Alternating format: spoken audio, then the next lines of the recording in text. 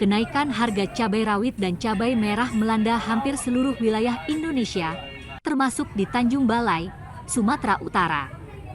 Di pasar tradisional Suprapto, harga cabai rawit caplak merah meroket hingga 100%, dari Rp40.000 menjadi Rp75.000 per kilogram. Sementara harga cabai merah juga naik drastis. Cuaca ekstrim dan hasil panen yang tidak optimal menjadi faktor utama lonjakan harga tersebut. Diperkirakan harga cabai akan terus tinggi, bahkan berpotensi naik menjelang bulan Ramadan.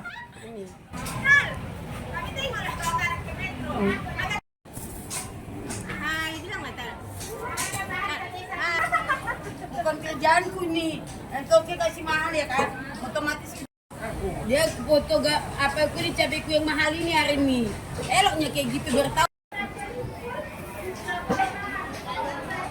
Sayangnya, ya kak.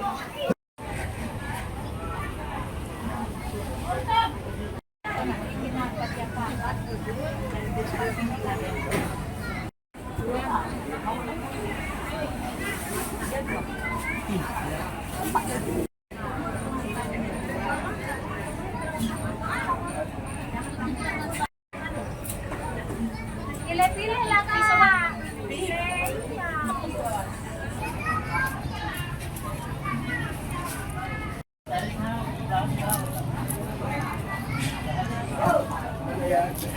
Terlalu tinggi 80 per kilo. Sebelumnya itu 60 per kilo.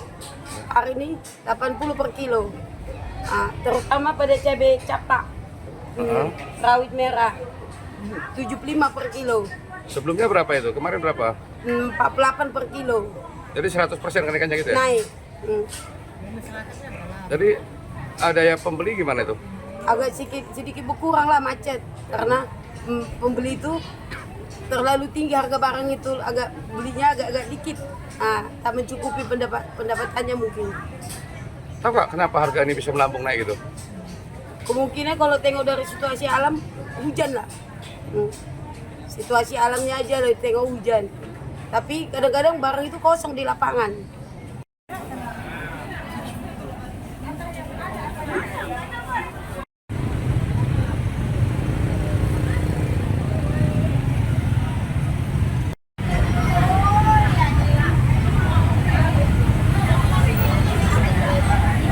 Jelajahi cara baru mendapatkan informasi. Download Metro TV Extend sekarang.